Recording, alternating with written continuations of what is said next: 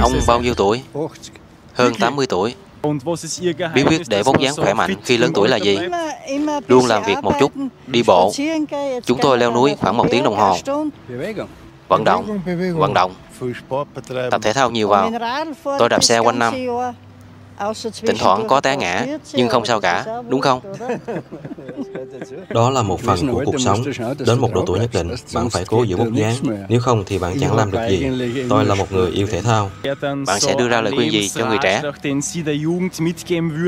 Hãy chăm sóc bản thân, dành thời gian cho chính mình. Chăm sóc bản thân ngay cả khi còn trẻ, vì khi về già thì đã quá muộn. Đừng cứ nhấn ga chạy mãi, hãy sống, điều đó quan trọng. Đừng gục ngã, ít dùng điện thoại và Internet hơn, tạo nhiều mối quan hệ xã hội hơn. Ngồi lại với nhau, gặp gỡ. Ra ngoài cùng nhau, ăn mừng một chút. Sống khiêm tốn. Đừng lúc nào cũng đòi hỏi mọi thứ vì điều đó không tồn tại. Đến một lúc nào đó, cuộc sống đẹp đẽ cũng kết thúc. Và tôi nghĩ với cuộc sống hiện tại, ta vẫn có thể vượt qua. Điều đó rất quan trọng. Đừng nghĩ ngày nào cũng phải có mọi thứ. Không hung hăng. Không bạo lực. Giữ sức khỏe, tập thể dục nhiều. Tôi thấy giới trẻ ngày nay không làm được điều đó. Bài học cuộc sống lớn nhất mà bạn từng học là gì? Hãy dũng cảm trong cuộc sống, đừng lúc nào cũng lo người khác nghĩ gì. Hãy đứng lên vì chính mình và làm điều bạn thật sự muốn. Đừng ăn quá nhiều. Đừng ăn nhiều như vậy. Nếu không đốt cháy đủ năng lượng thì nhìn sẽ không đẹp đâu.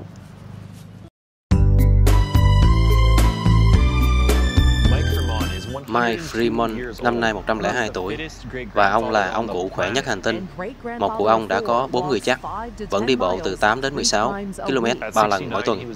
Ở tuổi 69, ông được chẩn đoán mắc bệnh ung thư, chỉ sống được 3 tháng. Tôi sống lâu hơn tuổi thọ trung bình ở đất nước này 22 năm. Và đơn giản là nhờ những gì tôi ăn. Ông ăn gì khi là người ăn chay? Đậu. Tôi cố gắng ăn nửa lon đậu mỗi ngày. Mỗi ngày, đúng vậy.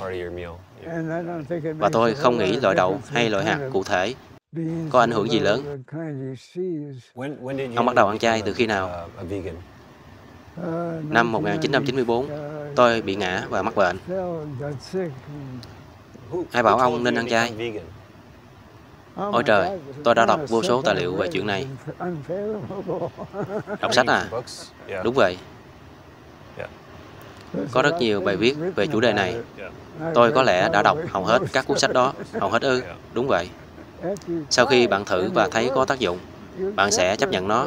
Ung thư đã biến mất. Thực tế là chính tôi đã làm điều đó, không phải bác sĩ.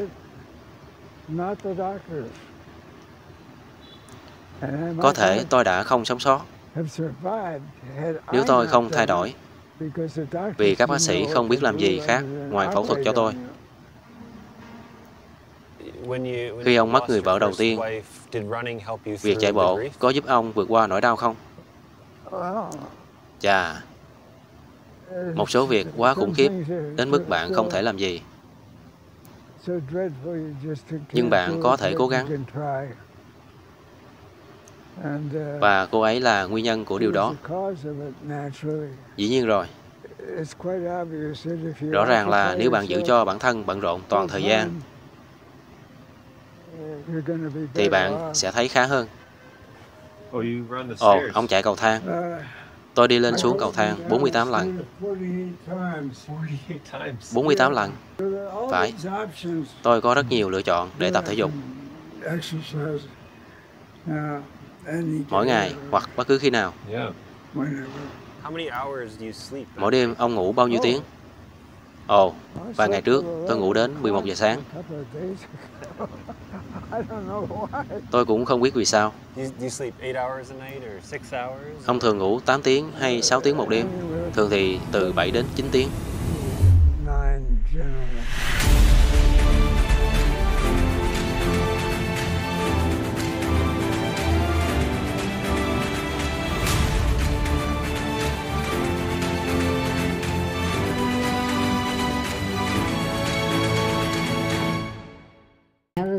Cảm giác 102 tuổi thế nào ạ?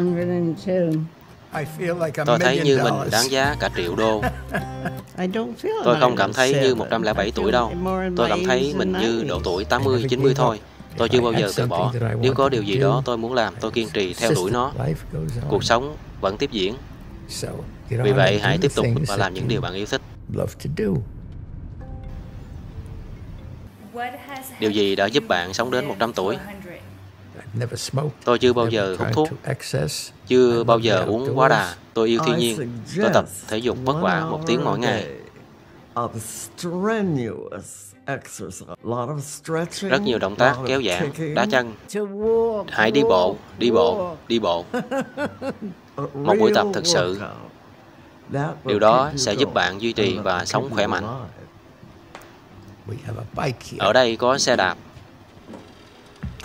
Tôi cố gắng đạp xe 15 đến 20 phút để giữ đôi chân khỏe mạnh. Đừng để tăng cân. Có thời gian tôi tăng cân và tôi rất hối tiếc về điều đó. Tôi không ăn quá nhiều thịt đỏ, nhưng tôi có ăn thịt gà mà tôi rất thích. Luôn có điều gì đó chờ tôi phía trước mà tôi mong được làm. Và tôi nghĩ điều đó quan trọng. Hãy mong chờ những gì bạn có thể làm hôm nay để tạo ra sự khác biệt. Hãy gắn bó với những điều tích cực và tốt đẹp trong cuộc sống. Bỏ qua những điều tiêu cực. Hãy quên nó đi. Điều tôi thật sự học được là đừng quá ích kỷ. Bạn không thể tiến xa nếu không bắt đầu làm điều gì đó cho người khác. Cho đi là một niềm vui thực sự. Hãy đối xử với người khác như bạn muốn họ đối xử với mình.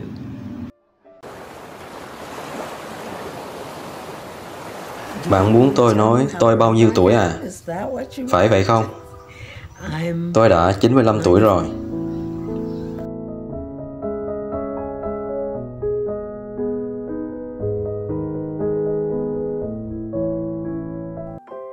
Điều tôi yêu nhất về việc sống trong cơ thể mình lúc này là gì? Rằng tôi vẫn có thể thở dễ dàng. Và rằng tôi hạnh phúc với những gì mình có. Dù biết rằng càng ngày sẽ có nhiều giới hạn hơn. Và khả năng vận động sẽ dần biến mất.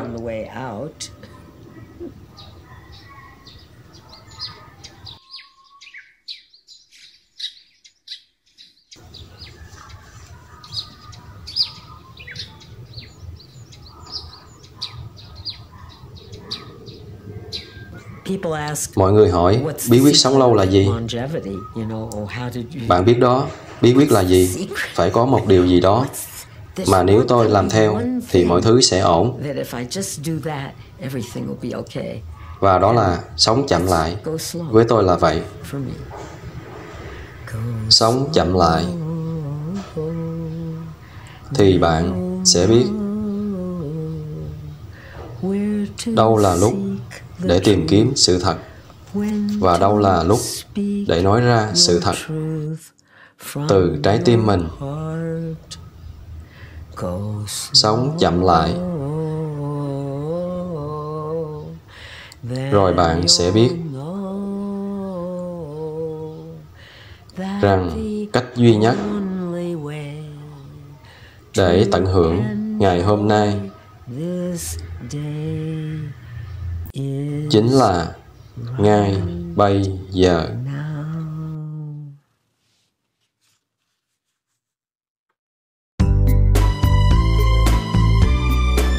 Chị quản lý chế độ ăn uống của mình như thế nào? Chế độ ăn của tôi rất chuẩn. Tôi luôn ăn thịt, cả gà và bò và 2 quả trứng. Tôi ăn 2 quả trứng. Chị chiên trứng à? Không, tôi không chiên. Tôi chỉ dùng chảo làm nóng thôi. Không dùng dầu hay gì cả. Không có dầu. Tôi đã uống cà phê hơn 40 năm rồi. 3 ly cà phê đen mỗi ngày. Một số người nói tốt, một số người nói xấu. Tôi không bận tâm. Chị uống cà phê đen à? Vâng, cà phê đen. Tôi cũng ăn trái cây. Tôi ăn rất điều độ. Tôi ăn 2 bữa từ 1 hộp cơm. Ăn 2 bữa 1 hộp nghĩa là chị ăn ít. Đúng vậy, nhưng tôi vẫn chăm sóc bản thân tốt. Tôi ăn thịt, ăn những gì tôi muốn. Nếu 2 người không ăn hết 2 miếng thịt, tôi ăn hết 2 miếng luôn. Chị ngủ có ngon không? Ngủ rất ngon. Tôi cần ngủ lúc 10 giờ. Sau 10 giờ tôi dậy lúc 4 giờ để chuẩn bị vài thứ như đi bộ hoặc chạy bộ. Chị có lo lắng gì không? Giờ thì không. Tôi không lo về con cái nữa.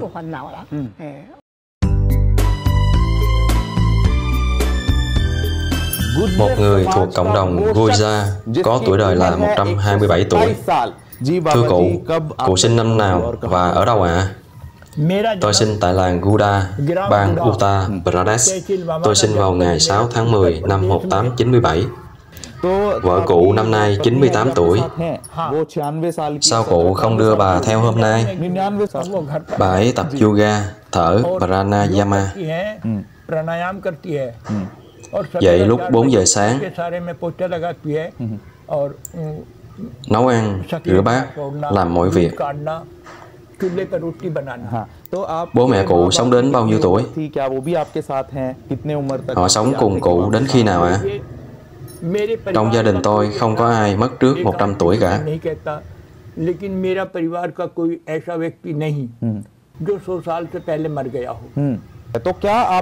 Vậy bí quyết gì giúp gia đình cụ sống lâu như vậy? Chúng tôi sống gắn với thiên nhiên, ăn uống đơn giản, tự trồng rau, đậu. Cụ có từng uống rượu, hút thuốc không ạ? Không, tôi chưa bao giờ dùng chất kích thích. Thuốc lá, rượu, trà, Pepsi hay thức ăn chiên rán chưa từng đụng đến. Vậy trong chế độ ăn của cụ có gì? Tôi uống sữa bò. Cụ thường ăn uống như thế nào? Chế độ ăn của tôi rất đơn giản, ăn thanh đạm, uống sữa vào buổi tối và sáng cũng vậy. Tôi chưa từng dùng thuốc Tây.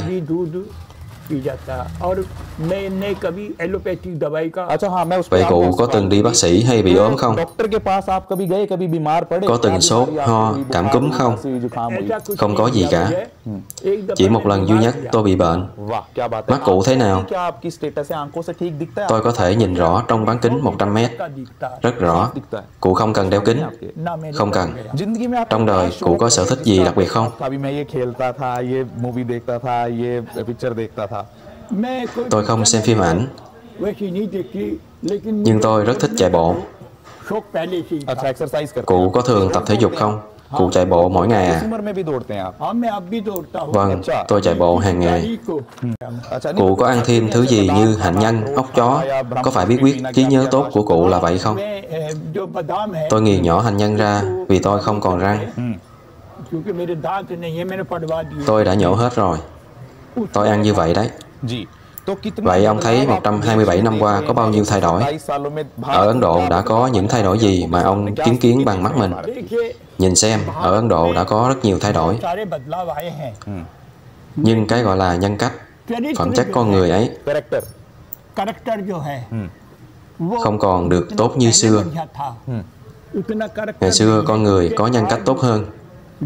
Bởi vì ngày nay những thứ như TV, Internet đã làm cho xã hội biến đổi theo chiều hướng tiêu cực.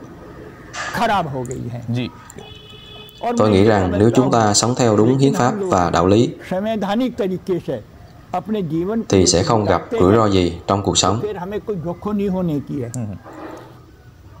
Và tôi khuyên mọi người, cả trẻ em, thanh niên, người già, hãy tập luyện để duy trì sức sống bên trong mình.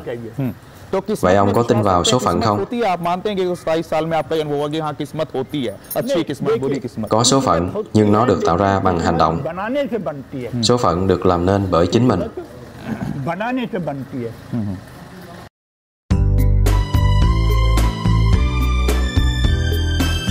Bà tên gì vậy? Lee Aye. Bà bao nhiêu tuổi rồi? Năm nay hả? Cũng không biết nữa. Sống lâu quá nên tôi cũng không rõ nữa. Dù đã 121 tuổi, cụ Lee Aye vẫn là một người vô cùng năng động. 이화래 할머니.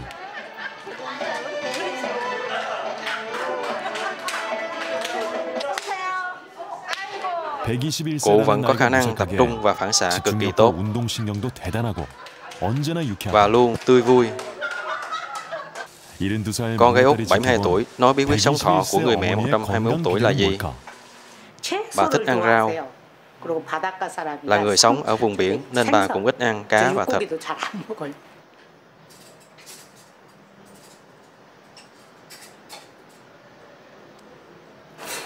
Ai cũng biết ăn uống điều độ là bí quyết sống thọ, nhưng không dễ thực hiện. Tuy nhiên, bà Lý Hoa Lệ không bao giờ ăn uống quá độ.